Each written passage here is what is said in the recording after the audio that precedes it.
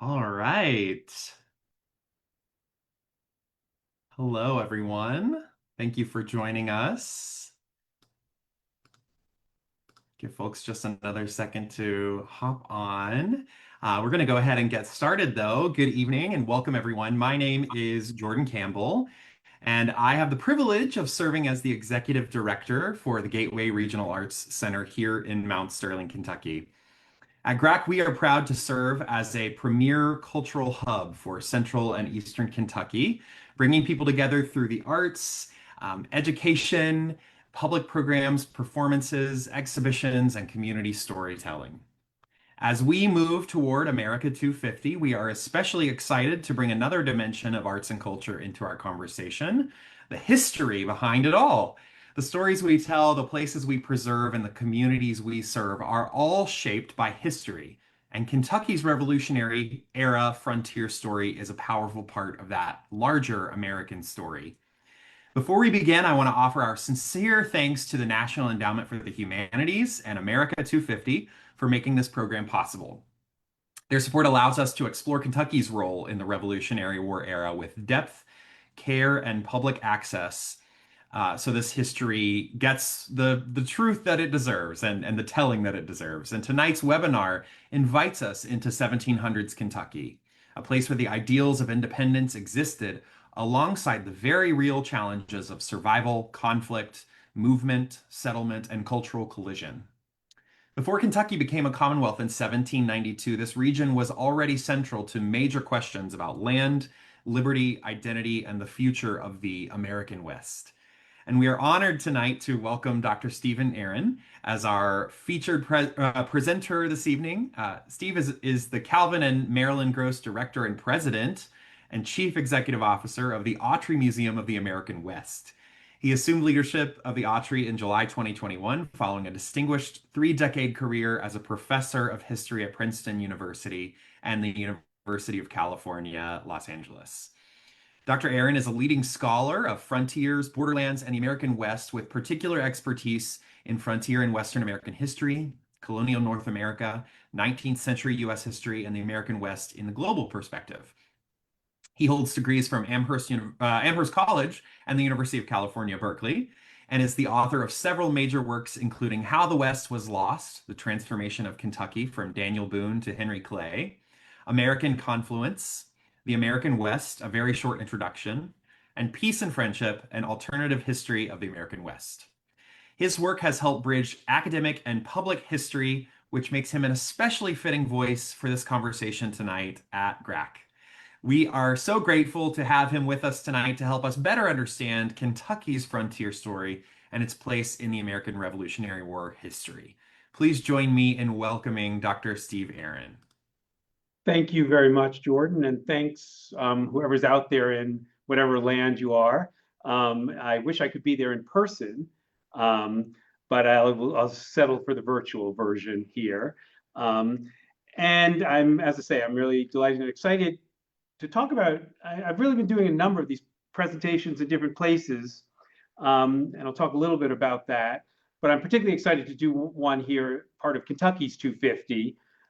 Because it lets me return to scholarship of that has been foundational for me, and that I've returned to again and again and again. And that is, as it's titled on this webinar, Kentucky's Revolution, or as I put it, Kentucky 250, The View from Here. And I think it's really interesting to frame it that way, as Kentucky's Revolution, because it really, in that framing, helps us think about what is particular and unique to Kentucky's story in the Revolution, and maybe even more so, what was revolutionary about the Revolution, especially as it played out in Kentucky. And I think there are a couple of themes that I want to really both expand on and underscore as I go through my presentation, and I hope as we then talk about it and go through our Q&A. And one is what I put here on the title, The View from Here.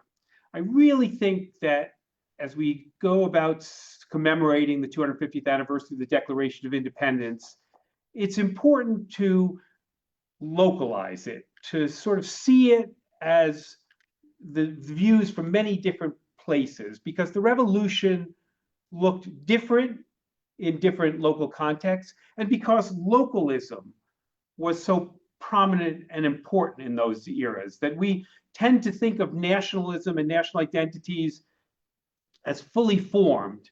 Uh, that is not the case in the revolutionary era, or maybe even for decades after. That attachments were much more local than they were national or monarchical or imperial. Um, and I think it's important to really, therefore, focus on the local because I think that helped determine and drive how the many actors on the Kentucky frontier behaved and what they believed in and what they sought. And then the second really major idea that I want to bring home is what I would call the contested origins of early Kentucky, the contested origins of American Kentucky.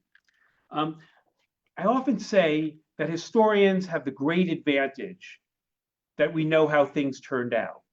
And because we know how things turned out, we tend to get things right because we can explain why things turned out the way they did. And in this case, it's how Kentucky became an American place and how it became, in a sense, the first American West, and how it became then a gateway to subsequent American West, and how it sort of plays its part then in the history of the United States. But I think if we can return to the era that we're talking about, the 1770s and 1780s in particular here in Kentucky, none of those outcomes are at all certain to any of the people involved. So the great advantages that we have as historians is we know how things turned out, so we can write an explanation of why they turned out the way they did. But in some ways, it's also our great disadvantage. Because we know how things turned out, we tend to not necessarily pay as much attention to the other possibilities that were in play.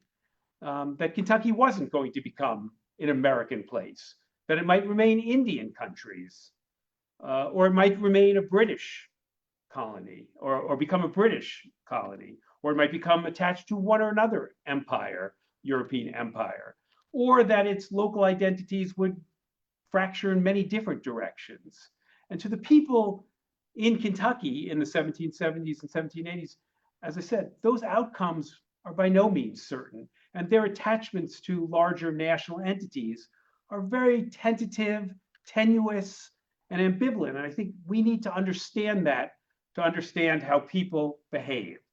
Now, this in some ways is in contrast with, I think, the general tone of the America 250, which in some ways wants to present or seeking to present not this many sort of segmented vision, this local vision, but a more grand, unified, and unifying national narrative.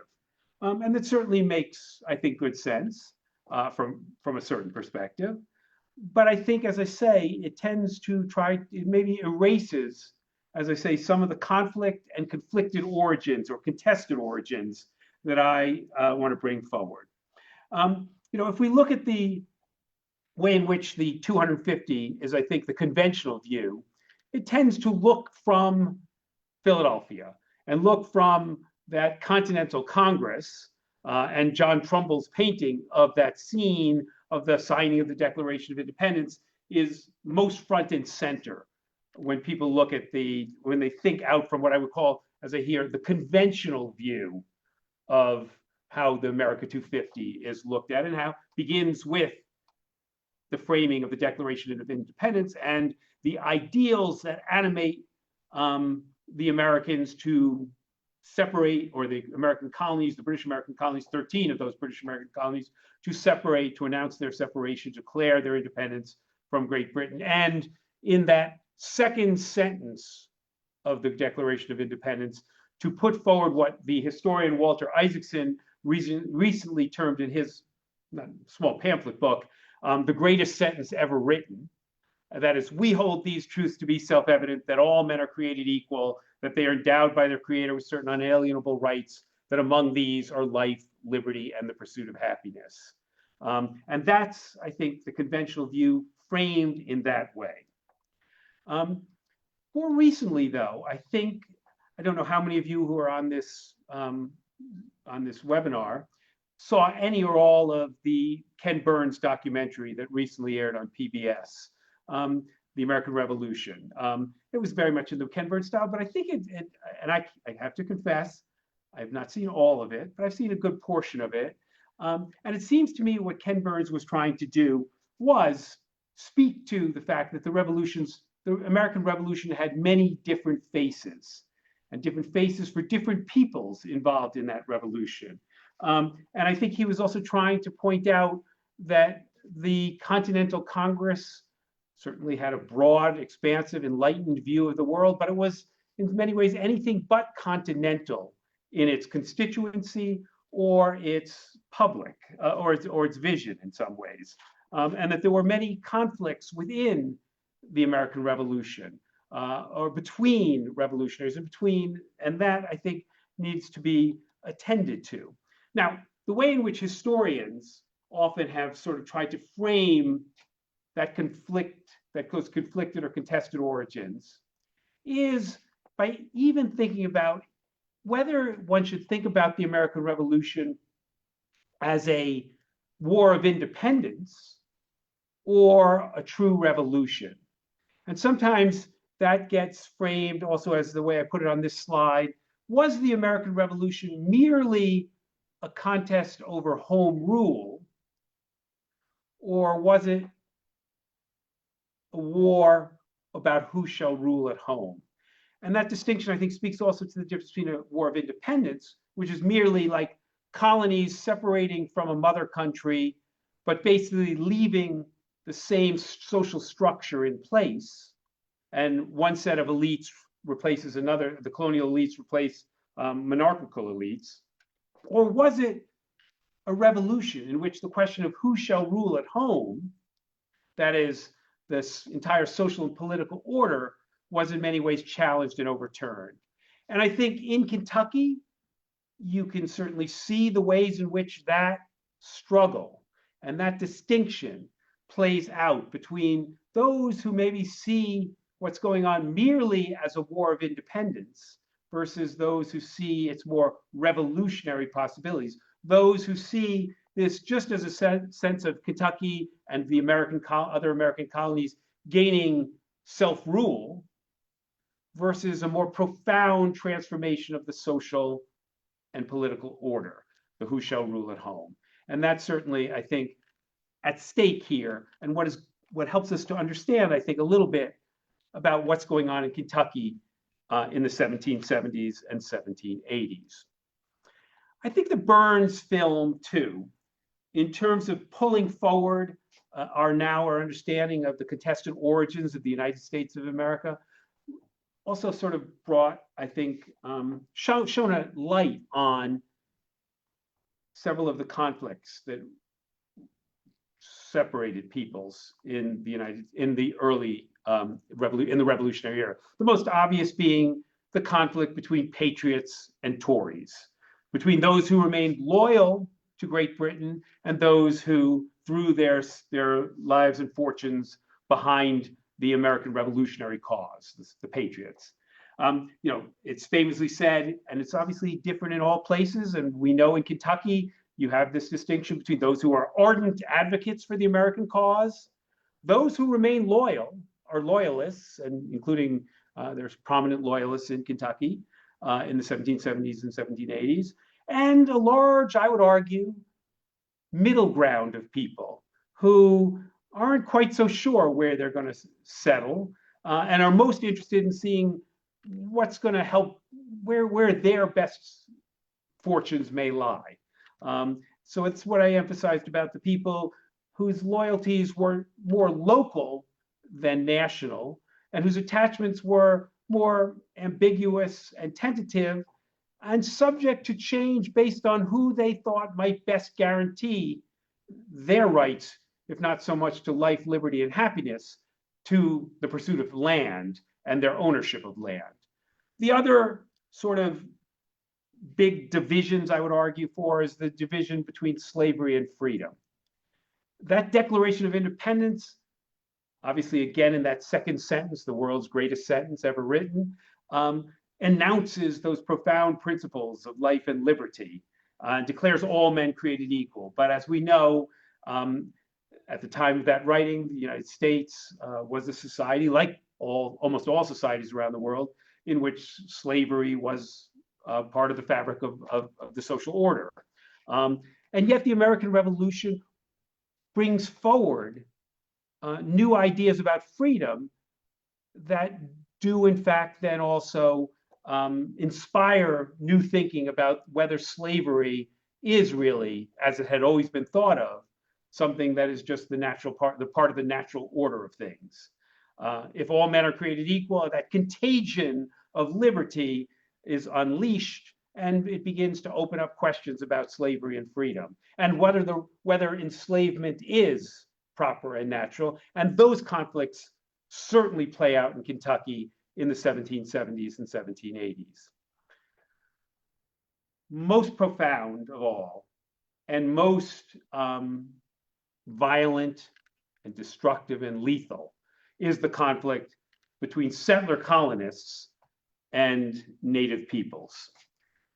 It's often sort of misunderstood about what Kentucky's place was as a homeland to Indian peoples.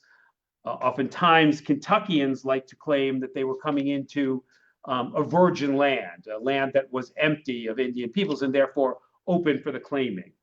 We know that that Kentucky had long been provided lands for native peoples.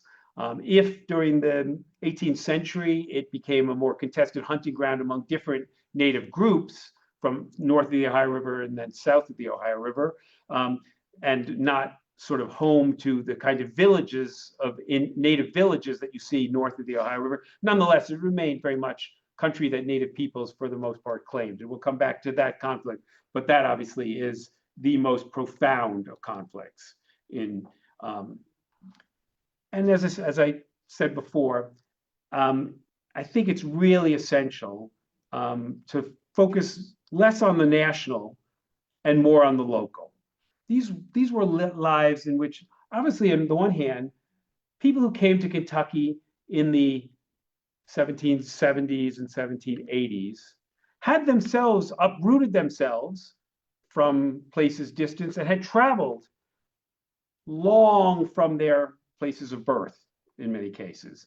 In contrast with earlier American migrations, in which peoples typically moved to adjacent territories to settle new lands, those who came to Kentucky in the 1770s and 1780s transplanted themselves from the other side of the Appalachians and took a much longer move than others did. And yet, despite the fact that they had uprooted themselves from their places of birth, they still remained very much tied to a local world, where their allegiances and their affections and their affinities were tied to family, to kin, to neighbors, to locals, in a way that, as I said, made the local matter, and really when localism was what really mattered.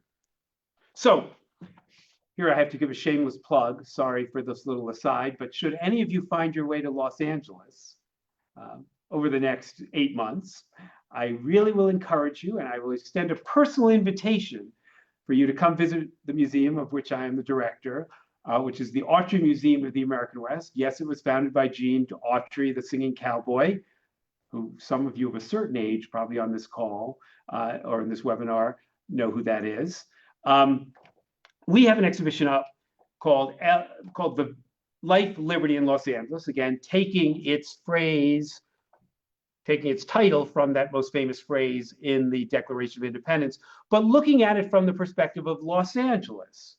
Now, Los Angeles obviously was completely a world apart from what's going on in Philadelphia. Indeed, Los Angeles, the Pueblo of Los Angeles, doesn't get founded as a Spanish settlement until 1781, also during the era of the American Revolution. And I think it's somewhat ironic that although the great cry of American patriots is no taxation without representation, the Spanish crown, to support its to finance its support for the new United States, and Spain and France ultimately become allies of the new United States, the Spanish crown actually starts taxing California residents and native converts in the missions, which is obviously a clear example of taxation without representation, and that's in support of the American cause. That's not what the exhibition is primarily about, though that's what it is. It's more about how these ideals, these animating principles from the Declaration of Independence, have shaped the development of Los Angeles over the last 250 years. And I think that's a perspective that I would invite Kentuckians to take as well. How have the principles of the Declaration of Independence, that life, liberty, and happiness, which in many ways equated to the understanding of property rights, of land rights, how have those shaped Kentucky and Kentuckians over the last 250 years? And I think that's a way to help bring the revolution home to us, to make it more immediate and relevant. And one of the things that I think we were trying to do is, we didn't use this, but if you look back at that Trumbull photograph, or the Trumbull painting of the Declaration of Independence, the framers of the Declaration, this is what a composite picture of the founders of Los Angeles, the 44 pobladores, would have looked like if you could, by their skin color, their age, and their gender. And I just think it's a remarkable view of the diversity of the founders of Los Angeles in 1781. And again, I would invite you to think about that in the context of Kentucky, that in contrast to seeing just the Trumbull portrait, focused as it is exclusively on adult white male framers, to think about the wider tapestry of peoples who occupy Kentucky and its surrounding areas in the 1770s and 1780s, and by age, demography, race, ethnicity, etc. Now, Kentucky does have its own 250th going on, and I did scan the web for what was going on, and I wasn't surprised that, as I am old enough to remember the bicentennial celebrations, the 200th anniversary of the Declaration of Independence, and how much consumer products came out and how much paraphernalia you could buy. Kentucky seems to have gotten in a little bit on that. I noticed that primarily in the bourbon world, we have the 250 sort of being brought forward and accented. But that's, I think, not the typical way we have come to view it. And when we go back and view it, the views we get of Kentucky, the views we tend to get, are not done they are not contemporaneous. They are not generally the most famous views of Kentucky in the 1770s and 1780s are much later paintings or portraits.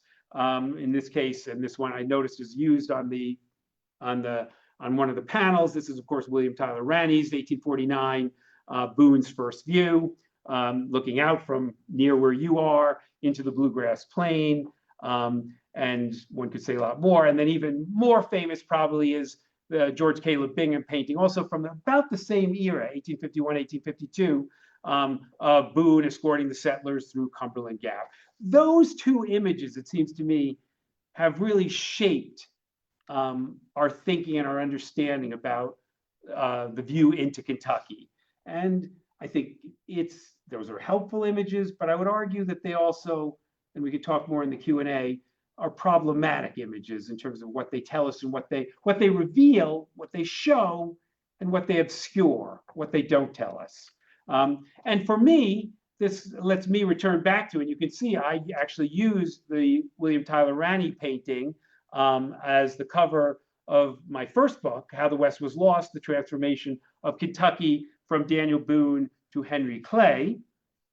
And that's a book that really is central to what we're talking about today. And I just sort of went off and did lots of other projects and worked my way westward over the course of my scholarship and career. But I returned in part to Kentucky's story in my most recent book, which I published in 2022. How the West Was Lost was published in 1996. In 2022, I published this book, Peace and Friendship, An Alternative History of the American West, which allowed me, at least in some of its chapters, to return to the story of Daniel Boone in particular, to the story of his captivity at Chillicothe in Ohio, and to think about the possibilities that were opened and the possibilities that were lost in that moment, that moment in 1778, when I would argue the fate of Kentucky, the future of Boone, and the larger question of the American West, or would there be an American West, really hung in the balance. And so that's something I will talk about a little bit more in the Q&A. So much of our attention, of course, focuses on Fort Boonesborough. And that moment that Boone, of course, that the Caleb Bingham painting, of course, is supposed to immortalize an earlier travel by Boone 2 years earlier in 1773. The failure that ends up being turned back, but in 1775, as an employee, essentially a land scout and then a road cutter for the Transylvania colony, Boone, of course, helps to found the settlement of Boonesborough, Fort Boonesborough, and so much attention then focuses on what goes on at Boonesborough. And I think when you look at Boonesborough's founding in 1775 and what happens in 1776 there, and most prominently, as I've argued, Boone's story in 1778, we really get a window into the larger story and the larger contested origins of early Kentucky. And those contested origins, of course, turned Kentucky in the 1770s and through the 1780s into what most famously gets referred to as a dark and bloody ground. Now that phrase comes out of or is derived significantly from the Treaty of Sycamore Shoals that Richard Henderson, the chief partner, the proprietor of the Transylvania colony, or the would-be Transylvania colony, Transylvania Company, negotiates with a faction of Cherokee Indians at Sycamore Shoals and opens up what becomes the potential Transylvania colony. And he's told he's made a good deal, but one of the Indian leaders famously tells him that it's also going to be a dark and bloody deal, or dark and bloody ground. And indeed, over the course of the 1770s and 1780s, and I've highlighted on the map some of the major conflicts and battles, both in Kentucky and north of the Ohio River. The one obviously most close to where we are talking today is the Little Mountain Battle in 1782, but also Boonesborough's conflicts in 1777 and 1778. But you can see the wider struggle that really goes on from the 1760s to the 1790s for control over the Ohio Valley and turns this into such a dark and bloody region over those years. And yet, as I said, Daniel Boone is a figure who fascinates me and deservedly, I think, has become such a, obviously, emblem for America and for the United States and the pioneer hero. But I think he's maybe remembered sometimes for the wrong things. That Daniel Boone sort of gets celebrated and becomes the avatar of the American pioneer hero, and certainly gets turned into that in the myths and legends that grow up about him. But Boone, the man himself, I think is in some ways much more interesting than the legend in his own time that grows up around him and the legends that have spread around him. And most fascinating to me is the Boone who, as I say, is not necessarily wedded to the American cause or becomes a patriot American hero, though he certainly does fight for Kentuckians and with Kentuckians and therefore for the United States during the course of the Revolution. But I think his own actions and his own ambivalence is what makes him so much more interesting as a historical figure. And what is particularly interesting to me, even decades later, having thought about it, written about it in many different ways, is his relationship with Native peoples. And in particular, the ways in which the capture of Daniel Boone and fellow salt makers at Blue Licks, and they're being taken to the Shawnee Indian village at Chillicothe, north of the Ohio River, and the months that he spends in captivity there, and that the other salt makers spend in captivity, and the adoption by Blackfish, his renaming as Sheltawi. These are all stories, by the way, that Anna Kline has done a great job of really, I mean, they're so familiar stories, but Anna's done a great job of really digesting them and distilling them into the panels that I know are being prepared and are going out to help sort of celebrate the revolution from the perspective of the Grayson Regional Arts Center, even. But as I said, what really fascinates me about Boone and what I'd love to have further conversation about is his flirtation with Indian life. Ultimately, he does, obviously, as we all know, he does escape from the Shawnees. In a sense, he renounces that adoption. He renounces the place that he had in Shawnee society. He returns to Boonesboro, although there's skepticism about his loyalties, as many of the sculpt makers who had escaped earlier had sort of condemned him and seen him as both either a loyalist, a Tory for consorting with the British, or certainly someone who seemed to be getting along all too happily among the natives during his time in captivity among the Shawnees. And in the end, of course, Boone is able to win back their trust, although not completely. Obviously, there's the court martial after the siege at Boonesboro in 1778, in September of 1778, in which he has to defend himself against the charges that he had either turned Tory, become a loyalist, or that he had really sold out and had become a white Indian. And in some ways, obviously, Boone's acquittal serves as the proof that he was not that, that his loyalties really were firmly fixed or remained on the American side or remained on the side of white Kentuckians. I actually, as I say, would emphasize the ambivalence there and even the regret years later that he feels about that decision. And I put up this quote here that he says many years later, because I think it's just a remarkable quote.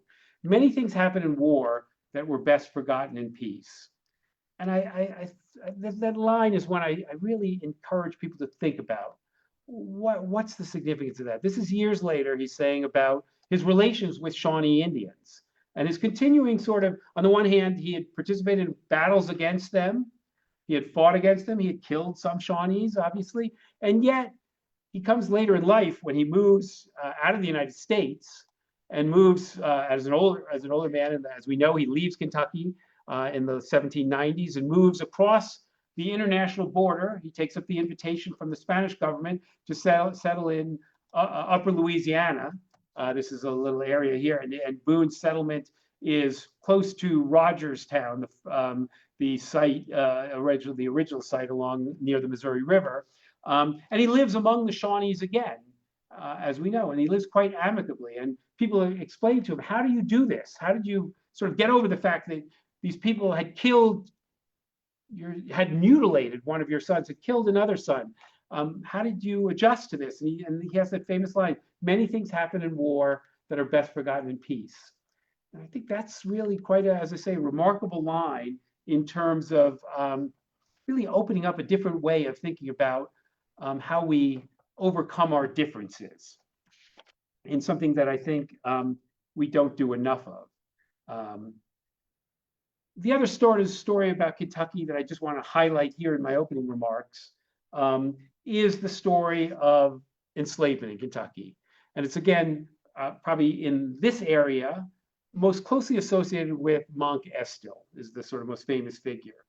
And I certainly appreciate and understand why Monk Estill, like Daniel Boone, is a figure who deserves our attention and from whom we can learn a lot. And obviously, Monk Estill's story is one of the heroism that he shows in defending the station, the frontier station, the heroism he shows in carrying back a wounded comrade, the heroism he shows in deceiving the Indians so that they don't attack, the heroism he shows that ultimately wins his freedom.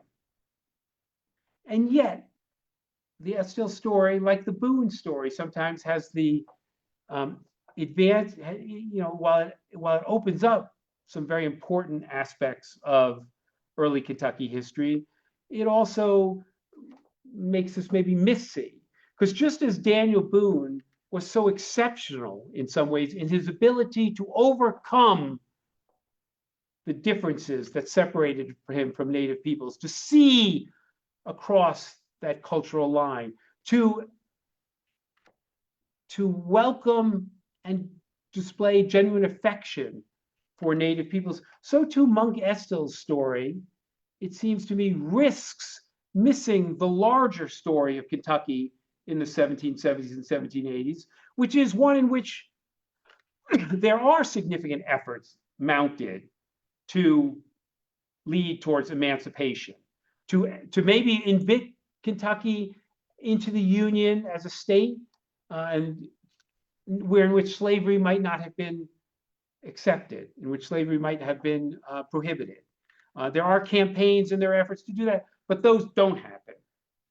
And obviously, the story of Kentucky is not the story of Monk Estill and emancipation for enslaved African American peoples. It is instead the story in which slavery gets entrenched and perpetuated into the 19th century, even as many slaves find their route out of Kentucky not so much towards freedom in the North as sail to the lower South. And that's sort of part of the revolutionary legacy as well. So if the revolutionary legacy in Kentucky is both the possibilities of connections between Native peoples and settlers like Daniel Boone crossing the frontier line, or the possibility of slavery being eradicated at its foundations, as formation in Kentucky, neither of those paths are the roads taken. That instead, although Boone himself, as I say, expresses that ambivalence, the road obviously does not lead to amicable relations between Native peoples and white Kentuckians, nor is the story of Kentucky like that of Monk Estill. And so Kentucky does actually become, as I say, an American place over the course of the 1770s and 1780s. And by the time Kentucky is admitted into the Union in 1792 as a new state, Kentucky is American. It becomes the first American West. It becomes the gateway, and we tend to then tell the story in this way that is sort of immortalized again by a 19th century painting. And this one I take great pride in, because the original of this painting, which I hope most of you have seen, this is John Gass' American Progress from 1872, widely reproduced across the late 19th and 20th century, adorns many a textbook now, and I trust it's an image that many of you are familiar with. That this is an image that I think suggests the way in which Kentucky opens up, becomes the gateway to this manifest destiny. Kentucky's becoming American leads to this portrait in which American expansion is seen as this path of progress in which pioneer types move across the canvas, the farmer, the miner, the stagecoach, the wagon train, the railroad following behind, while Native peoples in Buffalo, sort of bison, are sort of sent off the canvas and off the horizon. And that is sort of one portrait. And as I say, the original of this painting is at the Autry Museum. Yet another reason why I encourage you all to come visit my museum. Please take me up on this offer. If you write me and say you were part of this webinar, I will be delighted to provide you with free admission to the Autry Museum should you show up here during the run of Life, Liberty in Los Angeles.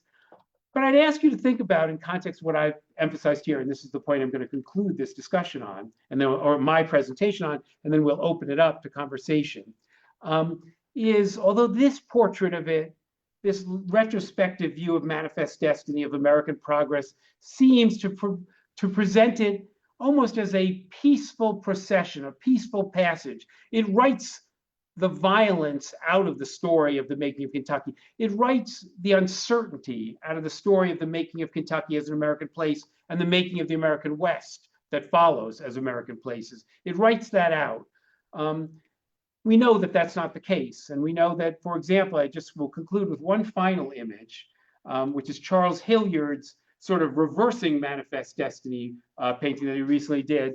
That, as you can see, instead of the angelic female figure stringing a school book or holding a school book in one hand and stringing a telegraph wire in the other, while that parade of pioneer types moves across the canvas and across the west towards the west, we get the reversal here with the native figure sort of leading Indians and bison back into the horizon and bringing back light into a benighted landscape.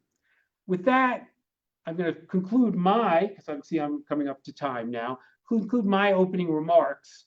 And as I say, we'll open it up.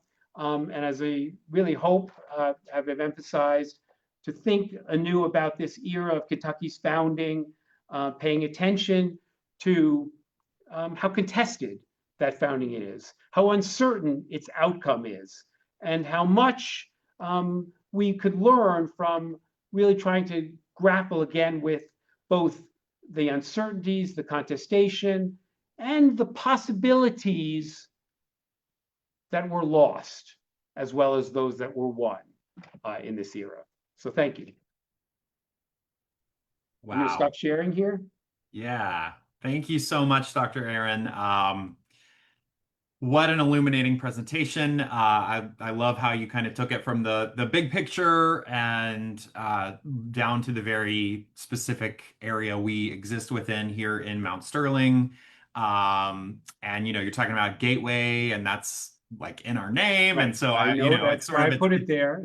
it's like that's who we are. And so hearing that that's so much of our history as well, sort of gives me goosebumps a little. So we're grateful for how you've helped us look more closely at our Revolutionary era story.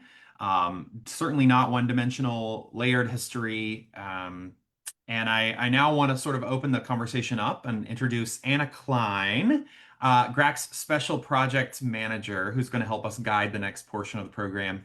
Anna joined us here at GRAC in April 2025, and she's amazing. She manages special projects including the Ruth Hunt and Kentucky Pulled Cream Candy Oral History and Radio Play Project, the Kentucky 250 workshops and performances, and several upcoming archival initiatives here at GRAC. She has been actively involved with GRAC since moving to Mount Sterling in 2017, helping to launch the Wood Songs concert series, teaching songwriting workshops, coordinating musical events, and performing with her band, Swift Silver. A Mississippi native, Anna brings deep experience in Southern cultural projects, arts and heritage tourism, partnerships, and large-scale event coordination. Her background includes working at Malaco Records, the International Bluegrass Music Association, Ireland's Your Roots Are Showing conference, and the Mississippi Department of Tourism and Film Office. Since relocating to Kentucky, she has contributed to cultural initiatives across the state and is a Kentucky Arts Council community scholar. Anna is also a musician, songwriter, poet, and teaching artist whose work is rooted in storytelling, place, and cultural memory, making her a wonderful guide for this next part of the conversation. Please welcome my dear friend and colleague, Anna Kline. Where's the applause? We all need a round of applause. Steve needed one for his fantastic presentation, and I wanted to say, Steve, thank you so much. Welcome to Kentucky. We're so glad to have you with us this evening, and you and I have talked a couple of times. But I was thinking about this from the time that you grow up in school, you begin learning just the bare basics about the American Revolutionary War and America getting independence. And the more we go into the story, the more nuanced it is. And as we've said before, it is so complex, and especially in this area of Kentucky, too. Mount Sterling is the gateway to Appalachia. There are, and then also we have the bluegrass next to us as well. And there are so many incredible stories to explore. And, excuse me. I love your overview, especially as you ended on the artwork as well. I'm excited about if I get out to LA at some point soon. I definitely want to come to the museum. I'm definitely inspired to come and explore the facility and see what you have. And I'm also thinking too, I need to send you a Kentucky care package so you can try some cream candy if you haven't already. One of the things that I thought was interesting, it's a little fortuitous that this is June 11th and we're having this discussion today. This day in 1776 is when the Continental Congress formed the Committee of Five to draft the Declaration of Independence.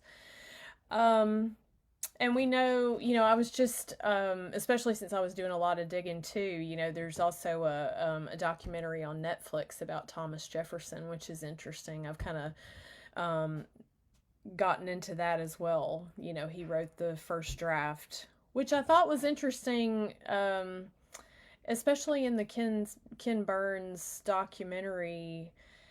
He said that the Declaration of Independence is basically a distillation and an expression of the American mind.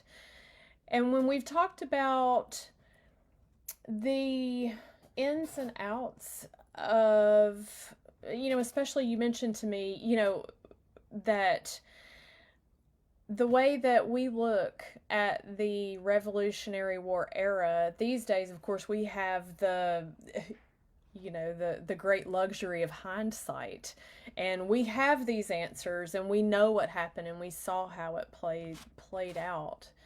But can you go into a little bit more detail about where the minds of the colonialists were during this time? Because it was hard to get them, to enlist some of them because they were more worried about survival than they were anything else. And the unified America that we know today um, wasn't really a factor into their perspective.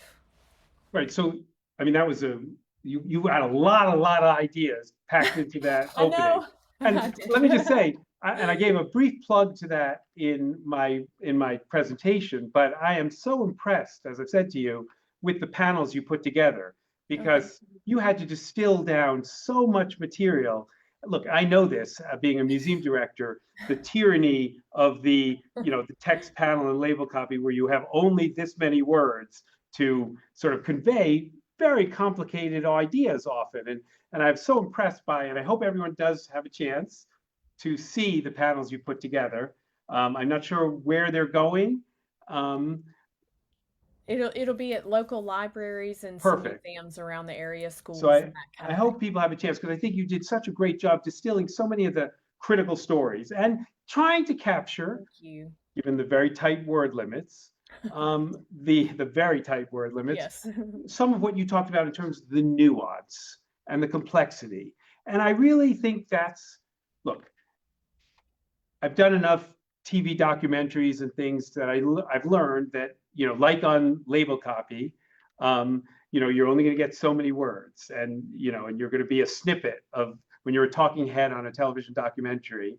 And the one I did most recently, which I hope people take a look at, is Kevin Costner's The West, Mm, which was a good overview. And what I liked about it is the first episode that we did was all about really Indiana and Ohio and Kentucky, sort of. It was about that frontier. So it didn't start farther west. It started with the first American West. So plug for that. But you have just very tight word limits to get in. It's very hard, oftentimes, to convey that complexity and nuance. And it's sometimes easier than to just as you emphasize, to just try to get it down to the simplest of stories and to lose that nuance. And then in some ways distills out, it drains away that nuance and complexity. And I guess the plea I'm making as people think about this in terms of rethinking the revolutionary era is to remember that just as we have a great deal of uncertainty about where we're headed, so too people in the 1770s and 1780s were even more uncertain in many ways about where this world was headed and where their revolution, if any, was headed, and riven with divisions among them. The idea, I think we have to really remember how disunited the colonies were, how separated they were by the different colonies. The idea of them coming together was already something quite a leap. But even within those colonies, just the bitter divisions. which I tried to stress. And in that world, if you could insert yourself into a world in which there was so much uncertainty and division, why would you be certain? Why wouldn't you have greater ambiguity and tenuousness? So that Declaration of Independence, and I actually hope that everyone takes the opportunity to read the whole Declaration of Independence in this year. If there could be one sort of thing that I would urge, and we're actually going to do at the Autry Museum as part of an NEH grant that we have, a guided reading of the Declaration of Independence as part of our view from here. And I'd really urge people to do that because, as you said, it does give us a window into an American mind. But I think when you read the whole document, when you get beyond that inspiring preamble, what you get, most of the document is a list of grievances that Jefferson writes against the king. Now, I didn't urge everybody to read those. The most famous one being his, the grievance against the British Crown for inciting war on the frontiers and inciting, quote, merciless Indian savages to make war on the American frontier. But read them all. I really think it would be a very productive use of people's time to read the whole Declaration of Independence and to capture some of. And as you read the grievances, I'd ask you to think about which ones particularly still resonate, even though they were written 250 years ago, but at a very different time. So that's one thing about the Declaration, I would say. And then the other is, again, just to, again, emphasizing the theme I've tried to emphasize about contestation, just the ways in which there are all these internal conflicts, internal and external conflicts that are shaping people's worlds. And perhaps, look, I do ultimately think of someone like Daniel Boone that what brings him back to Kentucky is not necessarily his affection and love for some United States. It is an affection and love for family and kin, and an affection and love for who's going to give him land? Where is he going to get land? And that's ultimately what draws him away from the United States to live happily in a Spanish colony in Upper Louisiana. And I think that's sort of something that we have to grapple with, as opposed to just turning our founding fathers and people like Daniel Boone in the Revolutionary era into sort of demigods who exist in a world apart from human realities. Right, right. Well, I was trying to decide whether I wanted to ask you about the Transylvania potential colony or to talk more about the land, because we also, you ended up telling me a lot about, the speculators that came in, petty speculators, and that sort of thing. That I may backtrack for a second here, but as far as how Virginia was paying its colonial soldiers, initially when they went into the Revolutionary War, they were a populous, prosperous state, from what I understand. And then it seems like that it nearly bankrupted them. To do so, and then all they could offer everybody was land. And you mentioned, and I'm so glad that you brought this up for these panels, because not only was there a flood of settlers coming in and just claiming land that then the Virginia government let them keep, but then also there was those overlapping claims that they were also giving the soldiers, in return for their service. And you brought up the great point that, even in the 1800s, those overlapping claims were still a problem and once Kentucky became a state. How in the world does something like that get resolved? Because it's strange to me that I'd say a lot of lawyers in Kentucky get quite wealthy working their way through the litigations that sort of are the fallout from all these what the term was in the 18th century, shingled over land claims, because it is all the shingles of people's it's a complete mess. Look, I suppose the negative side for Kentucky, as I say, is that that land litigation is clogging Kentucky's courts for decades and decades. trying to figure out who owns what, and all the problems that trace back to that founding era, and the ways in which these lands are so haphazardly surveyed and claimed, and with overlapping claims all over the place. I suppose the United States does, when we think about Kentucky's influence on the further Wests, on subsequent American Wests, I suppose one of those influences is the negative impact of Kentucky, that is saying we certainly want to make sure that what happened in Kentucky doesn't happen elsewhere, that we provide for a more orderly settlement. And obviously it's why with the Northwest Territory in the late 1780s and then beyond, when you fly over the country and you see that neat checkerboard pattern of land claims, that with that square surveying, that's sort of like a legacy of Kentucky.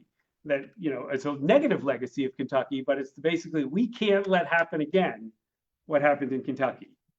Which is this sort of both anarchic settlement process, and then just all these different entities at one time or another laying claim. So you have, going back to what you said, you start with the Transylvania colony with this bold, audacious, and really quite illegal effort to sort of open up this land and create a proprietary colony. And then both Virginia's efforts and mangling those efforts, as you say, needs, the only thing it can pay people off with for serving in the Revolution is with land bounties. But then there's also large speculators who have a lot of money, who want to engross hundreds of thousands of acres, but not to let smaller farmers off the hook, who often present themselves as honest pioneers. If you read their legal petitions and the like, it's sort of, we honest pioneers who braved Indians and wilderness, and suffered and sacrificed so much for our all, we deserve our honest land claim on the basis of our occupancy and improvement preemption right. But they too often are engaging in speculations too, and they're engrossing lots more land than just maybe what a small homestead would require. So this anarchic and rather, everybody tried to get in on it, creates a tangle of confusion that obviously profoundly impacts Kentucky's development into the 19th century, and provides, as I've said, the negative example that the United States seeks to avoid replicating. Well, and I'm also really curious because, correct me if I'm wrong, the settlers got their plot of land, but then they were promised, was it 400 acres, and they could also get another 1,000 acres on top of that as well. That's the Virginia Land Law of 1779. Yes. And so to me, I mean, that kind of goes back to what you were saying in your presentation. I believe that there's a sense of entitlement, and it's also like, because they're just giving away this land that really isn't theirs. They have not gotten it in any, legal way. But then they also, are under the, it's not delusion, but, they're under the mindset that they just have, I guess, unlimited resources and unlimited everything that they're going to give these folks. So those again, speaking about the larger experience. Look, first about Kentucky. Yes, the land law that Virginia passes in 1779 basically says if you, for your occupancy, will give you if you build a cabin and you occupy it, you get 400 acres, and if you plant a crop of corn, you can get an extra 1,000 acres. Essentially, that's the sign of improvement. And that sort of doctrine is kind of one that pioneers embrace, the idea that for their efforts, for their heroism, for their bravery, they would be able to get up to 1,400 acres. But in practice, one, where you locate your 1,400 acres sometimes is overlapping with other people's 1,400 acres. But secondly, there are all sorts of people who, what constitutes a cabin might be what we think of as a cabin, or it might be just a few logs put down. Or what constitutes planting, and sort of showing the improvement of the land? Well, it could be that you plant acres of corn, but it could also be that you sprinkle some seeds around and then claim it. And so a lot of people are sort of finding ways to evade the limitations on how much land they can get. And that also contributes to the mess that Right. bedevils Kentuckians and bedevils Kentucky courts, and mostly serves to enrich lawyers in Kentucky. Well, I had a question about that because so with the Transylvania Compact that they made at Fort Boonesborough, um, did after all was said and done, North Carolina rejected his claim of that land and the sale of the land through the Cherokee. Virginia did the same, but then they compensated Richard Henderson with 200,000 acres, and that was mostly in Tennessee, right? Yeah. Did Tennessee have those same problems when they became a state? Is that Kentucky, something they Tennessee's a messed struggled with up as place well? too in that regard. I don't think it's quite as problematic as Kentucky, but it has many of the same Yeah. problems. And again, similar problems because again, you're sort of one is the disorderly nature in which lands are being distributed. Second is again, let's not forget again the most profound problem is unless you've really cleared Indian title to the land, you are inviting conflict about that land. And again and again, what happens in not just in Kentucky and Ohio, across the American West, is settlers sort of rushing into territories, claiming land on the basis of their preemption right, but then essentially then turning around when they're attacked by native peoples and turning around and say, well, we need defense, and that's when the army has to come in. And Ah, so yeah. that's the larger story. And again, I suppose Kentucky provides us the first Western example of this, but it's one that is replicated across the continent. Yeah. So in many ways, again, going back to my gateway, since that's the metaphor that you're using, and I think it's as you say, you've been planted in the regional center. Um, and I do think it's useful to think of to think of Kentucky as a gateway. That's a real useful framing device for thinking of its import in the larger American story.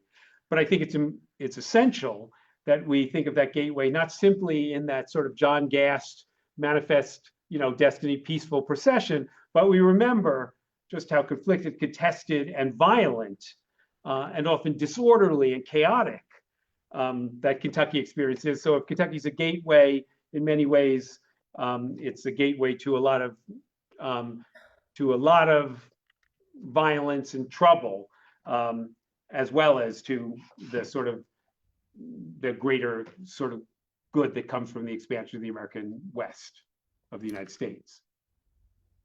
Speaking of the violence, you know,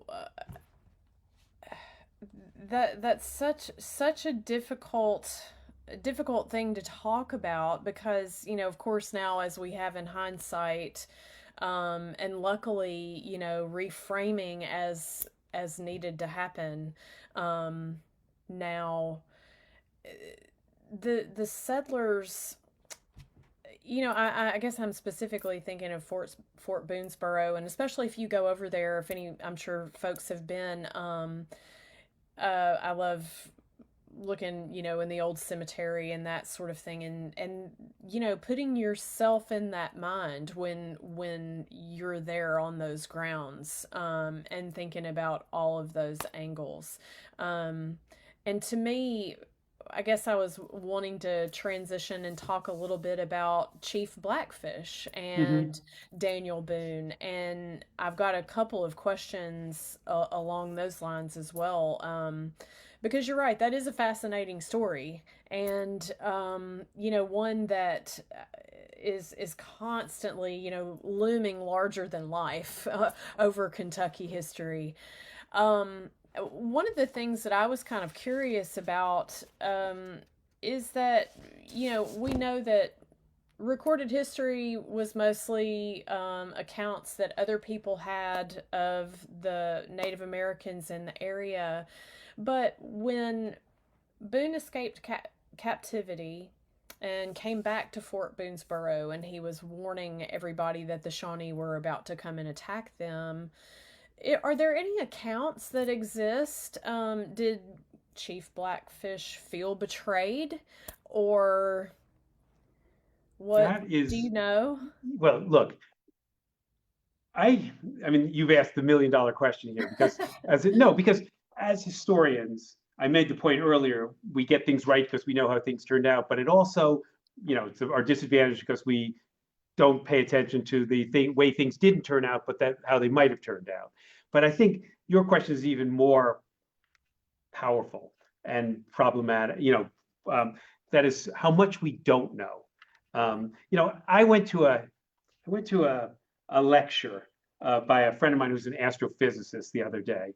Wow. This seems far afield, literally, but and he was talking about how much astrophysicists have learned in the last 100 years or 75 years, and yet, for all they know and all they think they know about the how the origins of the universe and elements and so forth, um, they still only know about what about the 5% that are made up of the universe that are made up of the elements we understand. That 95% is made up of dark matter and dark energy, and we really still don't have a clue.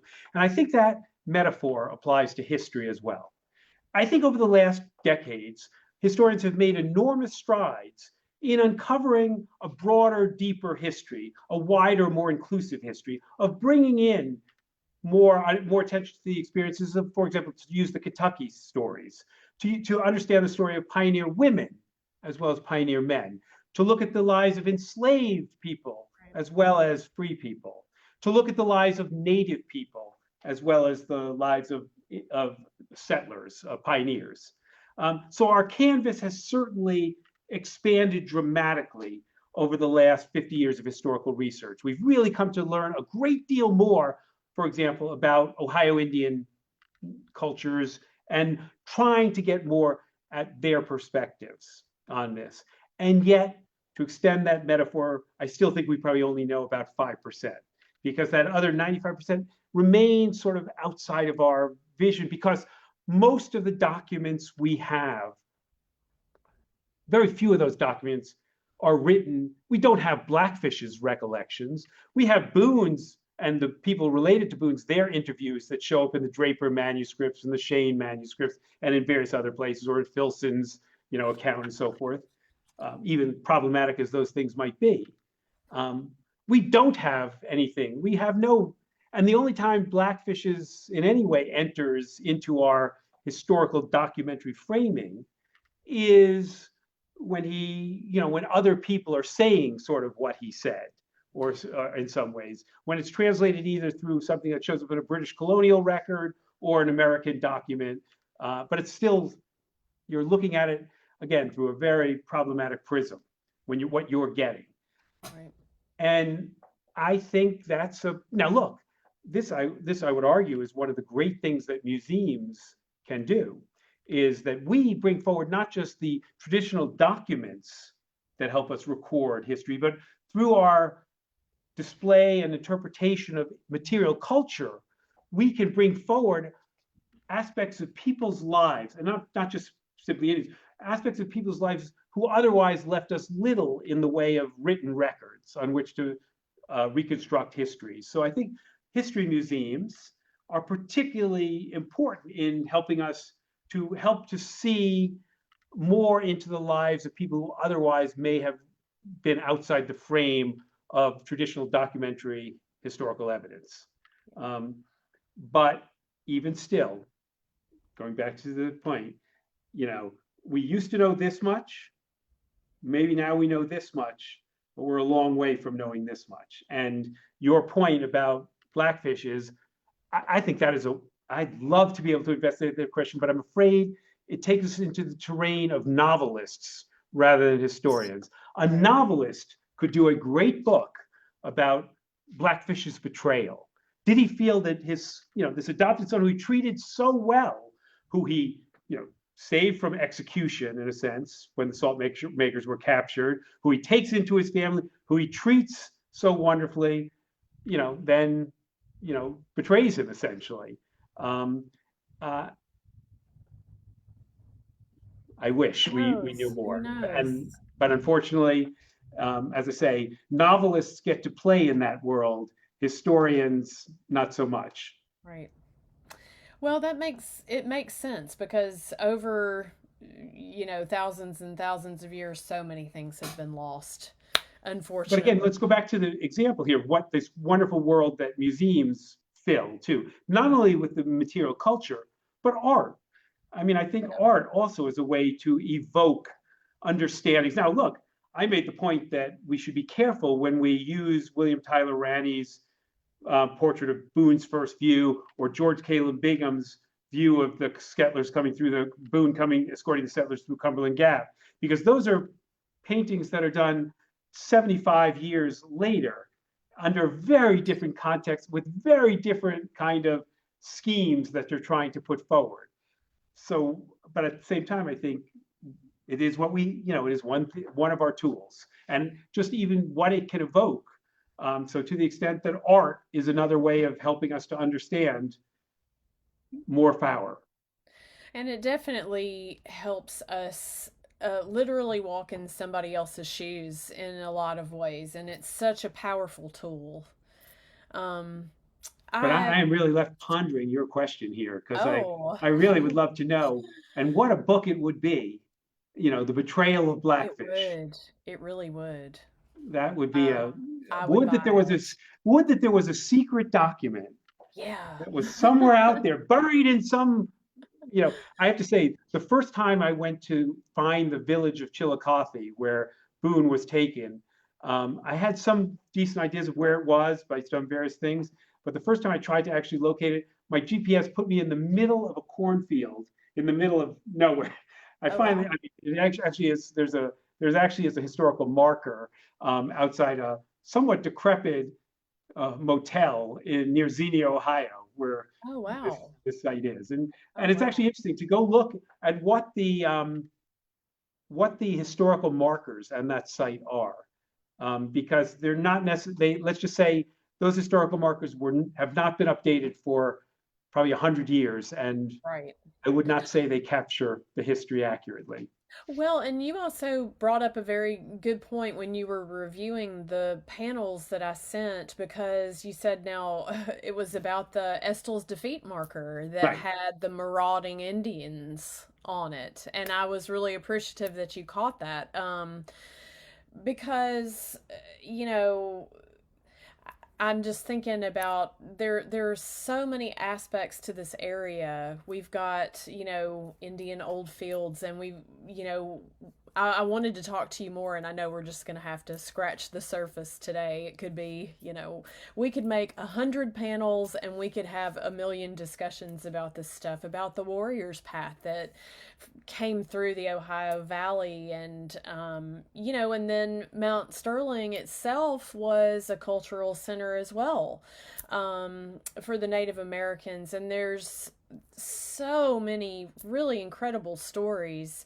I was going to say, I want to encourage everybody, please get Dr. Aron's book. It's a fantastic read. And, also, too, some of the resource materials that I've been using as well are the settler stories that John Kevin Tudor compiled.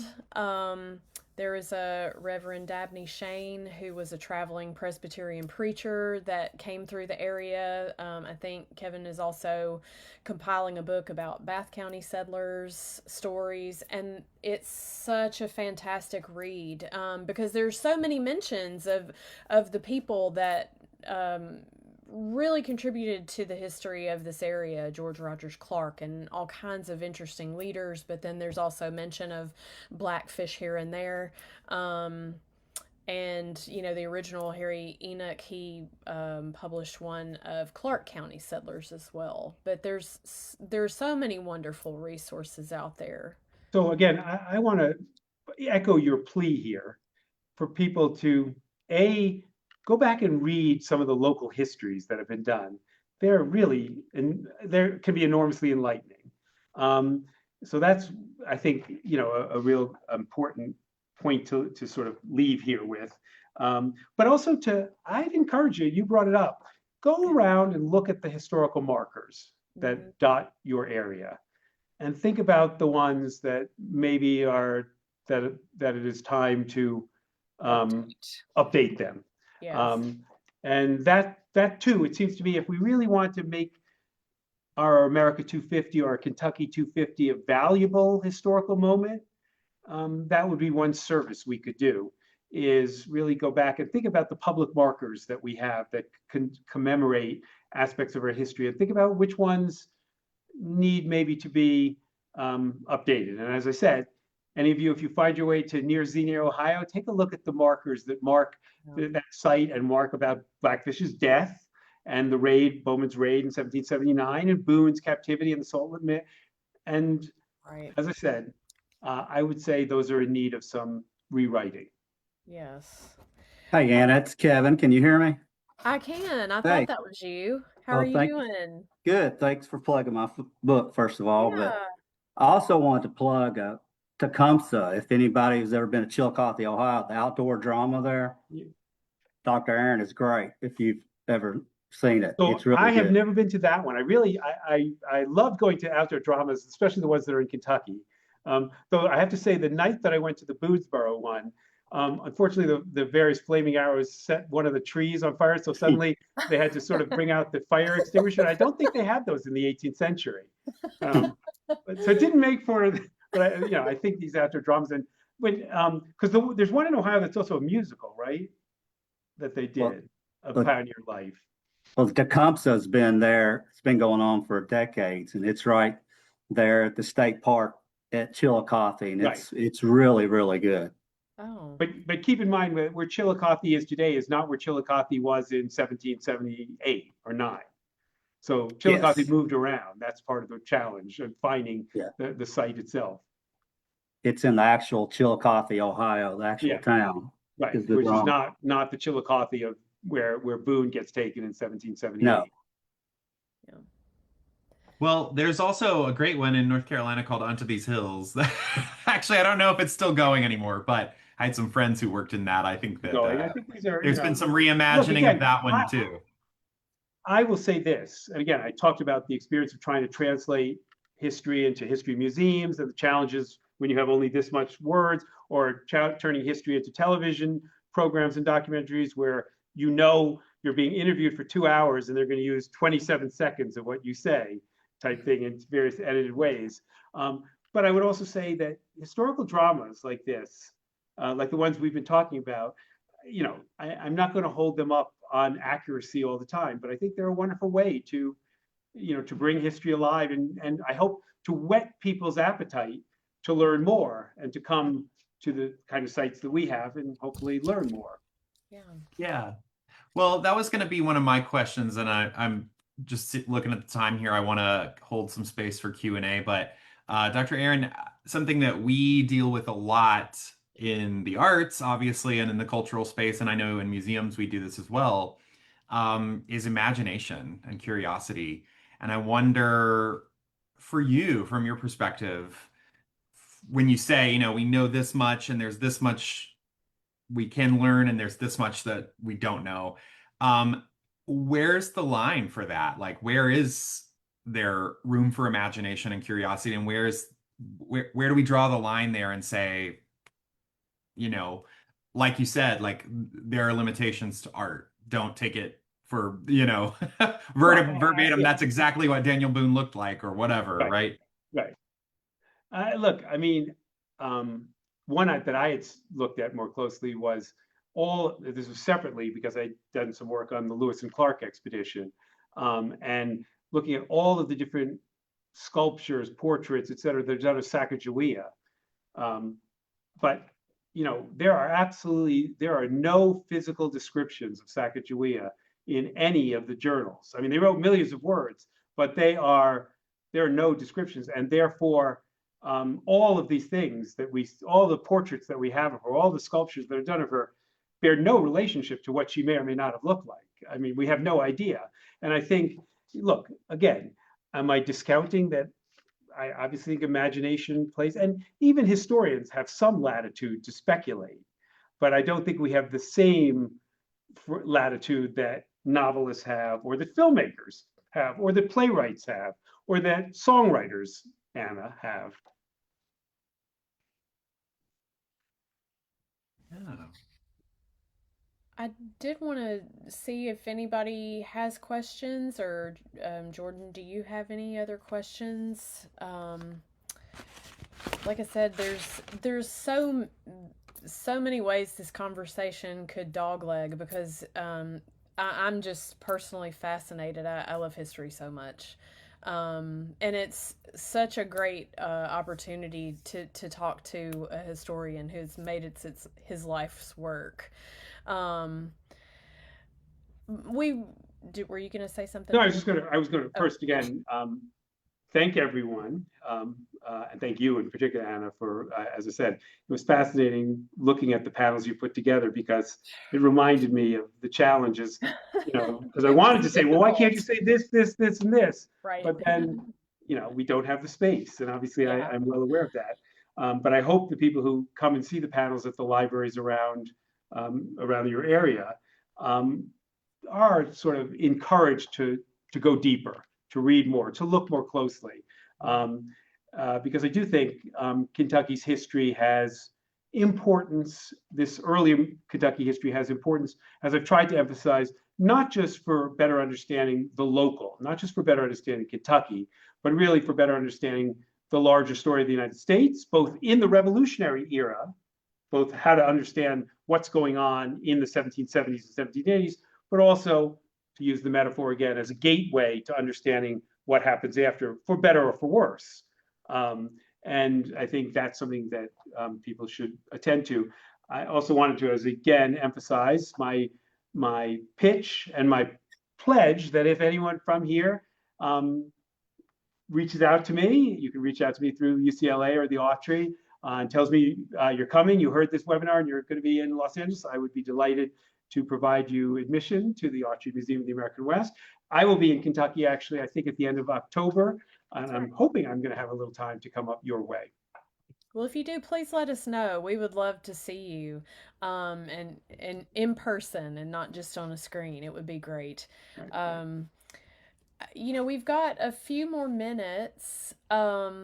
And one thing that we've also talked about as well, especially in the context of Monk Estill, um, as I was just watching things and doing my research, I thought it was interesting that the British Army offered men of color their freedom for serving and fighting for the British, which was, of course, completely, stirred up a hornet's nest, as we say here, because the planter class, the upper class, was still very, very tied to keeping the people working for them, and they weren't ready to have that discussion with free men of color. And and especially in light of Kentucky, even though Kentucky was, say, like a Union state, during the Civil War, it's been something so very contested, even in its Nicholasville, Camp Nelson, that became a refugee camp for escaped enslaved folks that wanted their freedom and wanted to fight in the colored troops. Again, this is something I think we have to grapple with as we think, how do we commemorate the 250 and the Declaration of Independence? On the one hand, as I've emphasized, it contains the phrase that opens up a contagion of possibility and liberty, with that idea of life, liberty, the pursuit of happiness, or that all men are created equal. And yet, the framers themselves, as you say, are ultimately still twined with the cause of enslavement and slavery. And it is done more in Virginia and the British that offer the possibility of freedom, or for that matter, to get back to the story we were telling on this frontier, do African Americans find greater possibility and freedom on the native side of the frontier? Right. Just as I've argued that Daniel Boone flirts with it, so too for many African Americans, the opportunities that lie on the native side are greater than certainly what they would have, which is again why when we think about the Monk Estill story, I wanted to sort of caution that yes, I think it's worth exploring and commemorating and celebrating, but let's not let it deceive us from missing the bigger picture in some ways of where freedom and opportunity does lie. And it's not necessarily staying with your master in Kentucky. Right. It is complicated, as everything As is. our world is and Yes. will be. Yes. Well, thank you so much, Anna. Thank you to Dr. Aron, Steve, Aron, and I just want to thank both of you for the all the amazing work that that you have done on this project. Um, Steve, thank you for sharing your expertise, helping us better understand the frontier history and all of its complexity. And thank you, Anna, for managing this project, compiling all this great content for the exhibition, which I'm showing on the screen right now. Very exciting, helping to bring this work to life. Of course, thank you to the National Endowment for the Humanities and America 250 for making this program possible. And I just want to say here at the end that as part of this grant-funded project, as you'll see here, we have created an 8-panel freestanding exhibit exploring Kentucky's revolutionary history, put together by this crack team right here that we're talking to tonight. And beginning in July 2026, these panels will be available to tour for free across Kentucky organizations. If you are a school or a library or a community organization, a historical society, the lobby of a bank, public buildings. We don't care. We want the history to get out there. And so these will be in perpetuity available for free. You just have to pay for the shipping to from Mount Sterling to your site. And it's easy setup, flexible, whatever configuration works best for your site. It also includes a reflection component so visitors can think deeply about what they've learned and how these stories connect to their community and the larger American story. We're also developing an educator toolkit. Those will be available this fall in the beginning of the school year for classrooms and homeschool communities, and that will help teachers and families share local and hyperlocal history from here in the Gateway region and across Kentucky and make sure those stories are not lost to time. And they'll be kind of condensed down for a younger generation to digest those. But about the panels, here they are. Here are a couple of them, very beautiful.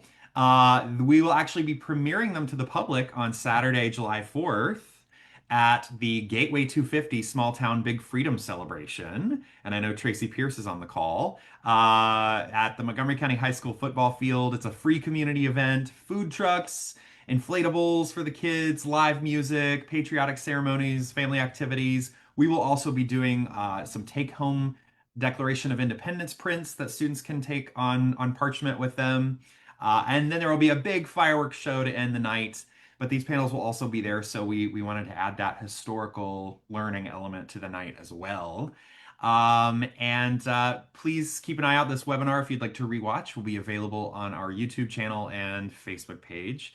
Thanks again to Dr. Steve Aron, Anna Kline, and National Endowment for the Humanities, and everyone who joined us tonight. Thank you all so much. Thank you, everyone. Have a wonderful evening. Thank you. You too. We appreciate you. Thank you. It was a pleasure.